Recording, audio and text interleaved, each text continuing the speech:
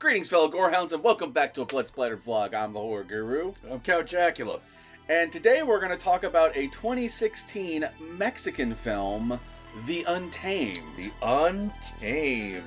Which I hesitate to call just a straight-up horror film, because it's a lot of things. Yeah. Now, the one thing that it claims to be is a science fiction film, where I'm like, only because there's an alien in it. I mean, it's got science fiction elements. Like, there's a scientist. Yeah. There's an alien. Like, but that really doesn't matter, because this creature could just as easily have just been like a fucking monster that came out of the woods for no reason. Yeah, I mean, it's weird because it's like, yeah, there's science fiction there, but in like the same way that like there's science fiction in Lovecraft, you know? Yeah, exactly. Exactly. You're like, well, it's kind of, it's what they used to call weird fiction back in the pulp era. But one thing I can tell you is that it is, I hesitate to use the word erotic, but it is a art house film. It is an erotic, it is a fucked up movie. Yeah. It's a fucked up movie. It's somewhere between the grindhouse and the art house, as it should. Yeah. I was going to say erotic art house film, but then I realized I wasn't sure if erotic's the right word. It has an erotic theme to it. It's certainly graphic sexually, but whether or not you find it erotic is a completely different story. Yeah. That's going to vary depending on taste. All right, so we probably should describe the movie for the people. Okay, so basically what we got is this is a movie. It follows a couple characters, but the core idea is it's these characters that are living these sexually frustrated lives, either because they're queer and in the closet, or because their husband is queer and in the closet and not fucking them well, or they just in general have trouble connecting with other people, and they have been introduced to this barn in the woods in which this couple has this alien that fucks good. Yeah. and when I say alien that fucks good, I'm not talking like this is the shape of water or some shit. Oh no. We're just talking like there's a straight up tentacle monster in their barn. Yeah. It's a straight up like fucking hentai tentacle monster. Yeah. You know, like, and you can tell that it's a metaphor for sexual desire, you know, but the metaphor extends to both sides of that. Yeah. You know, it's sort of like, oh, sexual desire is a perfectly natural, good thing to have, unless. Yeah. It's like there's the positive, there's the good parts, there's how it makes you feel, the confidence it gives you, and all that stuff when you're sexually satisfied. But then there's also like the dark side where like your sexual desires lead you to things that you wouldn't otherwise do. Yeah, where it becomes obsession. Yeah, and it becomes obsession, you know? And in this case, sometimes borderline addiction. Like, yeah. You know? Yeah. And, the movie follows four different characters, essentially. You have this woman named Veronica, who's the first one we're introduced to, and she's kind of like the one that has trouble connecting with other people. And she, like, at the start of the movie has already been fucking alien. Yeah, like now, when we say already been fucking alien, I mean, we open up on a shot of her having sex with this thing. I wasn't kidding when I said graphic. It is very graphic. Yeah, the opening of, the beginning of this movie reminds me of a lot of Jesus Franco movies. Yeah. Because it's like, naked chick, and there's some mist, and, you know, now a woman is walking into a forest, and you're like, what the fuck just happened? And then there are times where it's not even like that artistic. Like there's a scene where we're introduced to essentially a gay character and his brother-in-law that have been hooking up. Yeah. Yeah. By the way, and heard that right. One of these characters is a closeted dude who is fucking the brother of his wife. Yeah. And this isn't even a spoiler. This is in the first like 20 minutes. Mm-hmm. Like this is being we're introduced to this character screwing his brother-in-law before they show us him being extremely homophobic in his normal life. Yeah. Yeah, so you're just like, okay, these are two guys fucking. And the thing that's interesting is that the way it's shot is every time you see someone fucking the alien, it's supposed to look very... Anytime you actually see it, it's supposed to be like, very loving and nice and wonderful. Slow shots, panning, like swelling music. It's like sex in a movie, but anytime you see people having bad sex, it's like a terrible porno. Yeah, it's just flesh pounding. Yeah. It's just... Yeah. And so, like, the movie puts you in that mindset where you're like, oh, so this creature actually is, like, the best... It's a fuck monster. It's the best fuck monster. But sometimes the fuck monster gets really fucking sick of people. Yeah, absolutely. And some things I do want to warn people about this movie, because if you're not used to this kind of art house film, you're gonna have to pay close attention, because this is not a movie that tells you what's going on. Yeah, this is a metaphor movie. Yeah. You are in, once you start watching it, you are in metaphor land, abandoned logic. Absolutely. It's also the kind of movie where characters decide to do things off screen, and you have to, like, piece together what's going on. Like, they never, you see someone about to explain to people, by the way, there's a fuck alien in that barn, so you should go and have sex with it.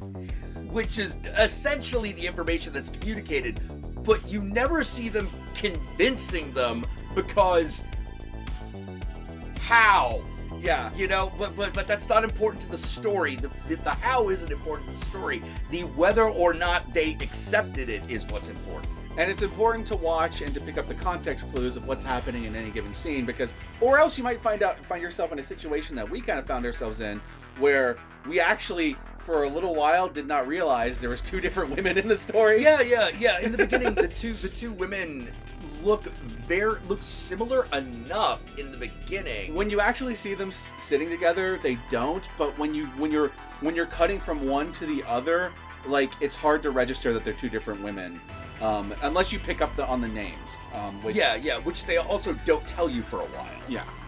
Especially in the very beginning with Veronica, because with Veronica, most of her early scenes, there's no dialogue. It's just her walking in the mist. Yeah. Well, in the beginning, we also like, and I wonder if the movie did this a little bit intentionally. Mm-hmm. Like, we have the first person we see is Veronica.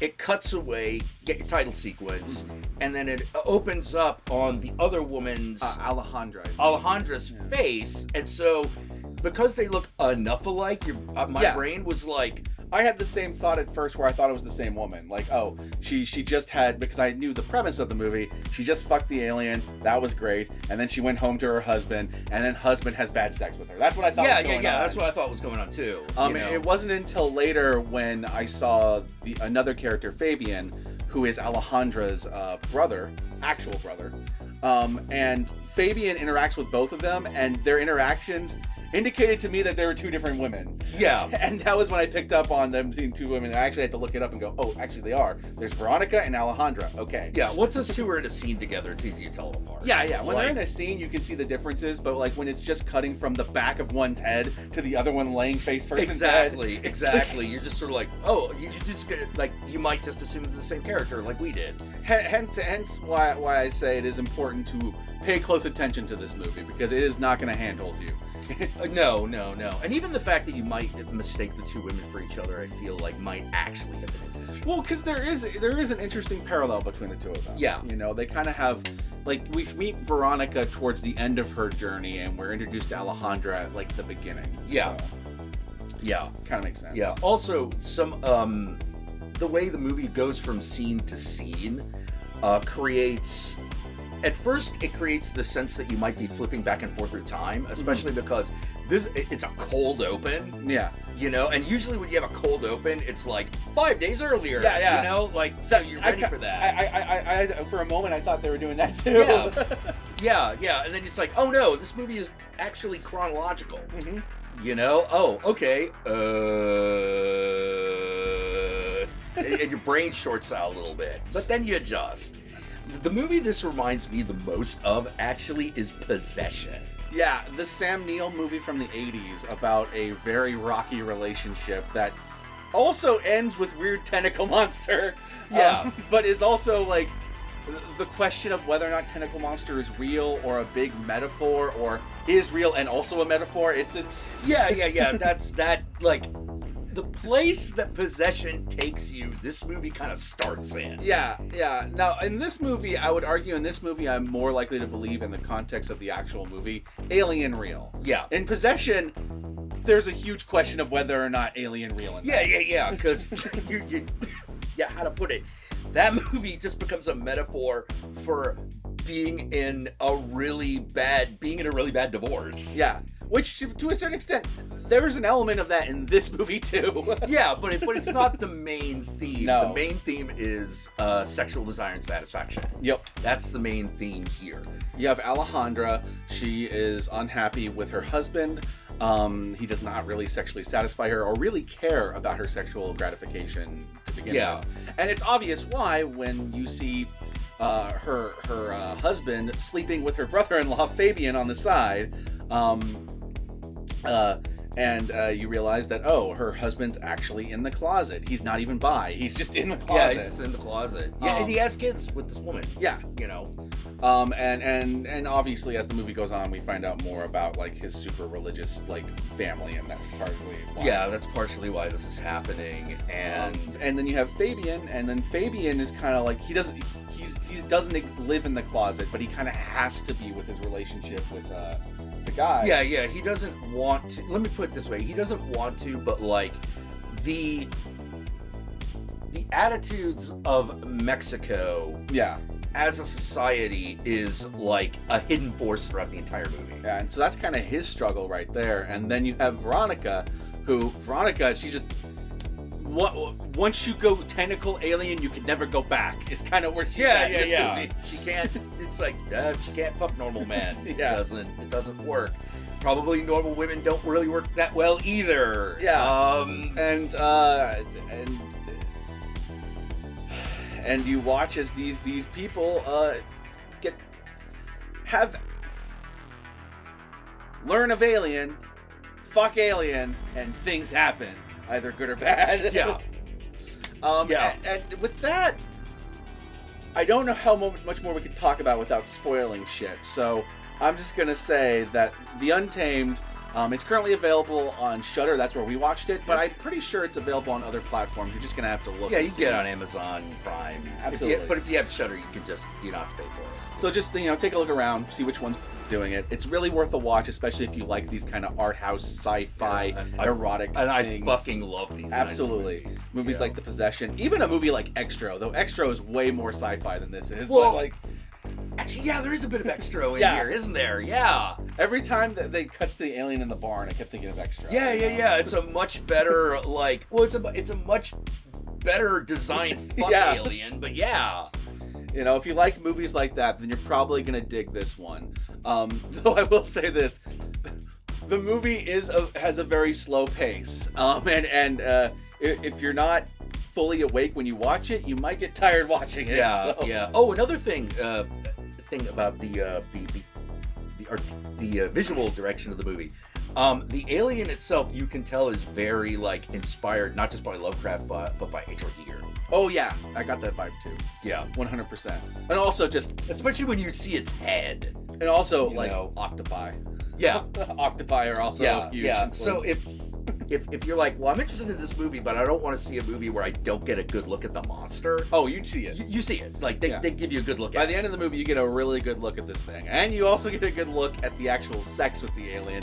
And let me just tell you, it's straight up tentacle porn. Oh, yeah. It's like some Uratsuki Doji shit, except, the one thing it's not doing is raping people. That's true. That's true. That's the one thing it's not doing. Tentacle porn minus the rape. Yeah. Tentacle monster don't fuck you unless you say yes. If you're the kind of person who did watch a movie God damn it, The Shape of Water, and you're like, oh man, I love movies about people fucking monsters. Then you gotta watch this movie. But no, it's a different movie than that. This is not a romance. This is not a romance. This is a metaphorical critique of society. But if you are a person who is currently experiencing sexual frustration and love monster porn, then there's no reason you shouldn't watch this movie. Oh yeah, you'll just be pausing at certain points. Yeah. And with that said, let's move on to the spoilers.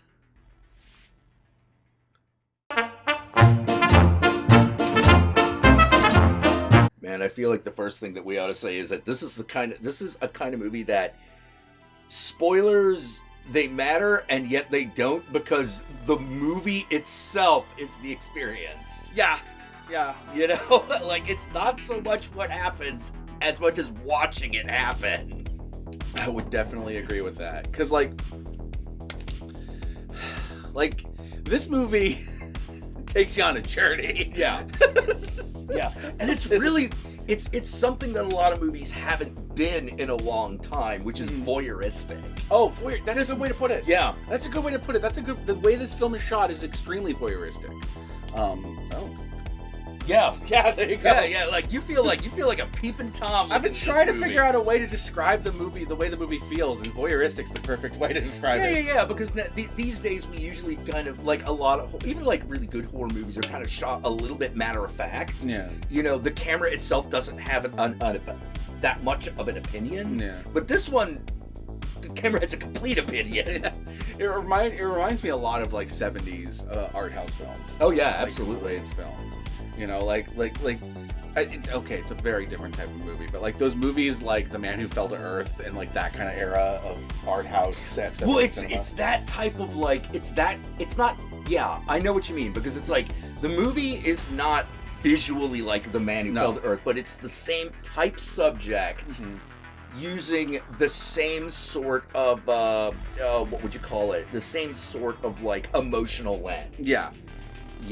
But it's nothing like that movie. It's nothing like that movie. But there's like an entire, like, era of art house films from that period of time, like movies like Black Moon and stuff like that are Liquid Sky. Yeah. And there's like they give off a very particular vibe even if they're shot differently, and this movie gave off those vibes hardcore. Yeah. Actually, funny enough, like, the other movie, I know I like to compare a lot of movies to Liquid Sky. Yeah. I mean, come on. I fucking love Liquid Sky. But this is one of the few that captured that same emotional tone of not only what was going on and watching it happen and feeling a bit like a voyeur, but also what the fuck just happened? Yeah. Like, and you get it. You can put it together. You can break off the math, but you found yourself going, all right, but why did you choose turning into a baked potato as the metaphor? Like that kind of shit. Like, okay, so this movie, it explores each character's journey in slightly different ways. Like, with Alejandra, it's mostly a positive experience encountering this alien, because the alien finally starts sexually satisfying her, and through that sexual satisfaction, she is able to build more confidence and stand on her own and kind of, like, separate herself from her husband and her husband's family and just be able to be there, be with her kids, and work her own job and stand on her own 2 feet. And she seems like she's at a better place by the end of this movie than she was at the start of it. Unlike most other characters. Yeah, unlike most of the others, yeah. Veronica, we kind of meet her at the end of her journey, like I mentioned earlier, and she has fucked the alien to the point where the alien no longer has any use for her. It's kind of gotten bored with her, and when it gets bored with people, it seems to attack them. Yeah. It becomes violent. Exactly, and so it has officially attacked her once. And so the question of whether or not she can keep doing this without it potentially killing her is a big question. So her task at the beginning of this movie is to lure new people to the alien to satisfy the alien. And the problem is that even though she's doing this, she herself remains completely unsatisfied for most of the story because she's no longer fucking the alien, and even bringing people to share the experience with them is still not doing it for her. Yeah. And so, like, we watch as, like, she tries to connect with other people. She tries to even fuck another guy at one point. But it's just... She's just a dead fish. Like, because it's, like, doing nothing for her. And the guy can tell, and the guy just fucking walks out. Like, it's like... And for her, it ends terribly. Because, like, in her case... It's like an addiction. She like nothing she goes else, back until it kills her. Yeah, nothing else will satisfy her, so she goes back and it ultimately kills her. You know? And then there's Fabian. And then there's Fabian, where... Poor Fabian. Yeah. That poor guy, Fabian is the brother of Alejandra, and also the brother-in-law that is fucking Alejandra's husband, Angel. Yeah. He's introduced to the alien kind of as an alternative to fucking his brother-in-law. Yeah. And it seems to be a good experience at first, but the alien seems to get more violent with men, I noticed. Yeah, possibly. Possibly. Like, here's the real... The weird part is they neither 100% conclusively tell you whether the alien or the brother-in-law... This is actually a good point, because the movie has... with Fabian, because the movie has the two plots between the brother-in-law and the alien, when Fabian turns up in a ditch...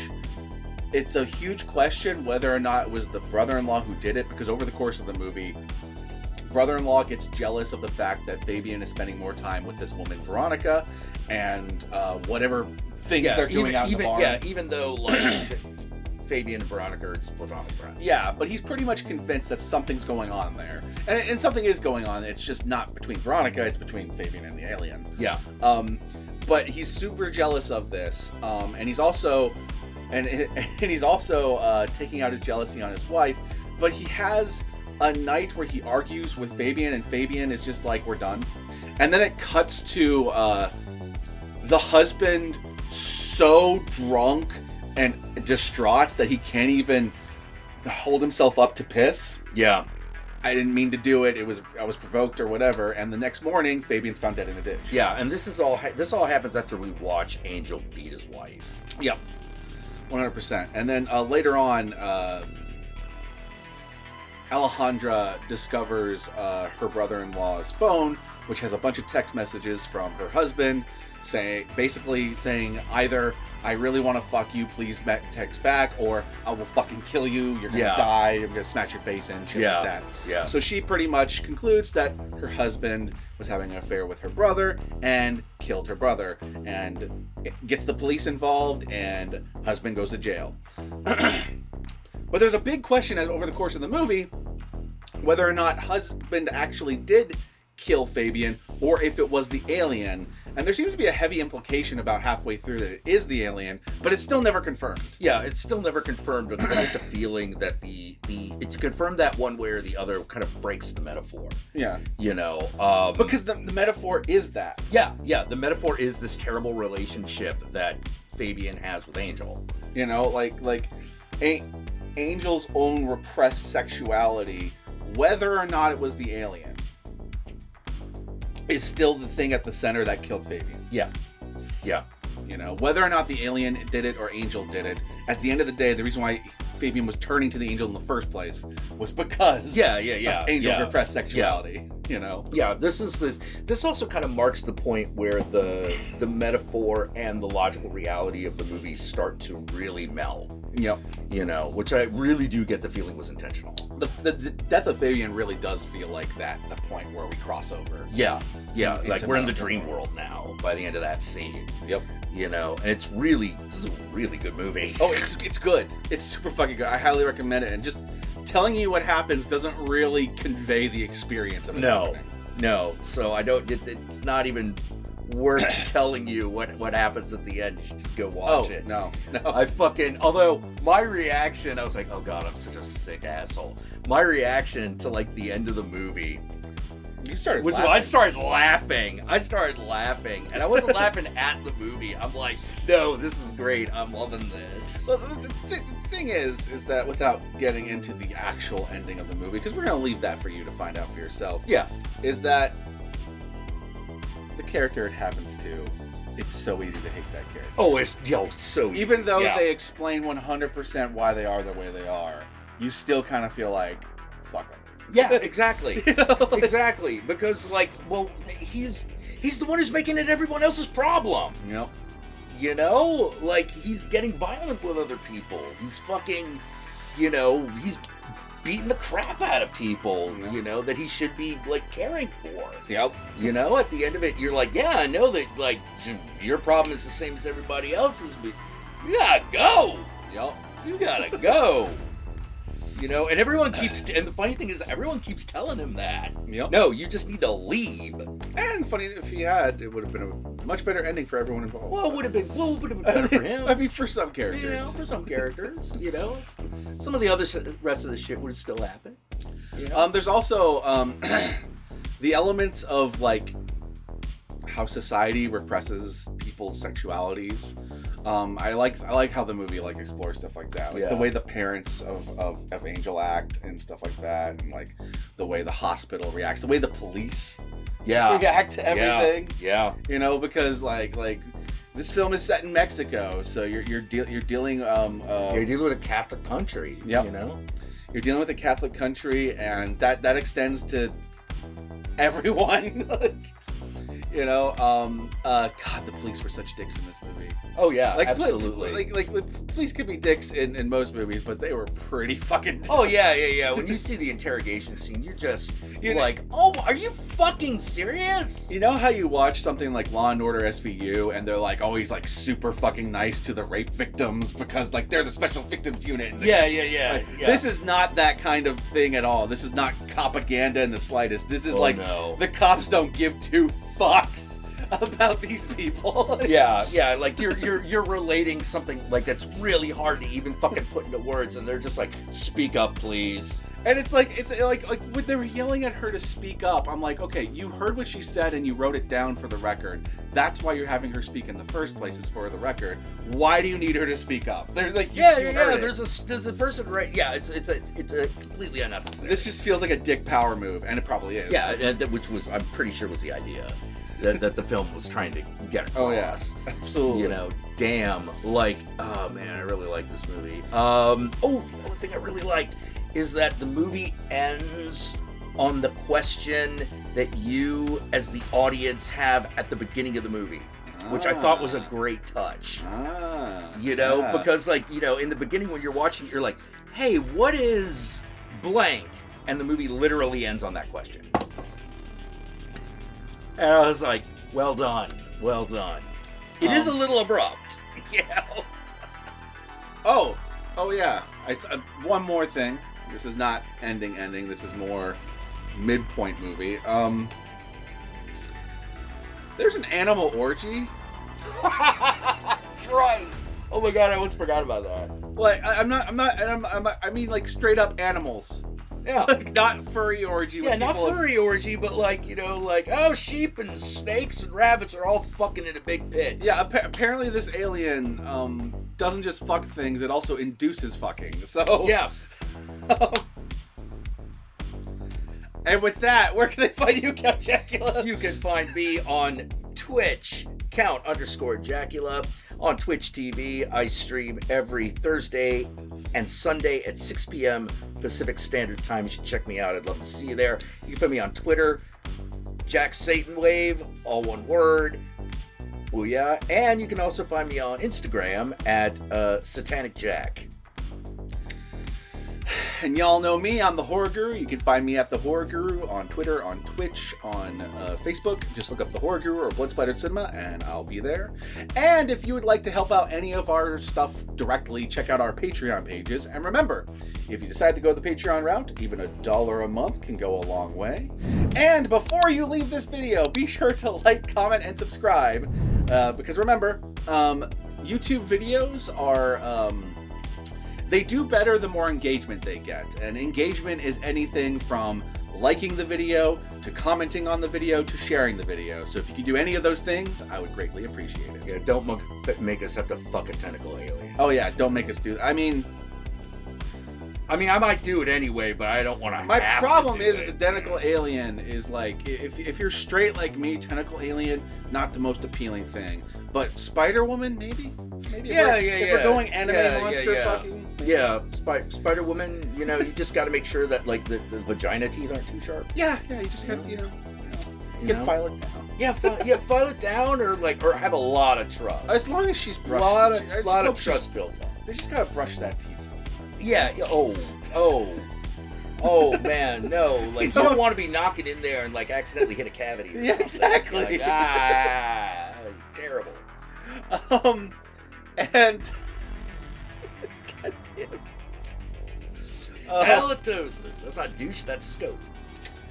And I know there was something else I say at the end of these things, but it doesn't matter now. So. Oh yeah.